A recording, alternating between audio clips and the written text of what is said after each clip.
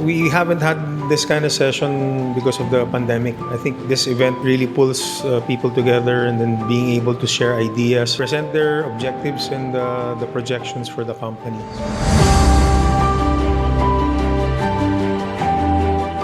Foundation of this company is Jesus Christ.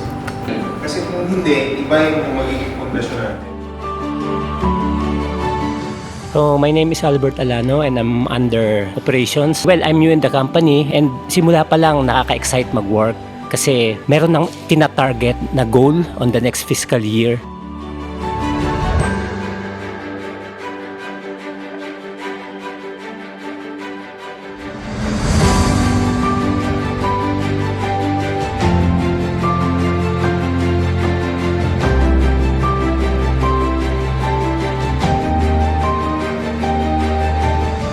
It's not the usual strategic planning na parang magtatanong, ilalaglag yung isang department.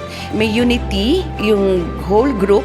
Plus, of course, what Sir Lloyd has relayed to us during his trip in Finland, I really am very much excited to help the Filipinos, send them abroad, give them a new life.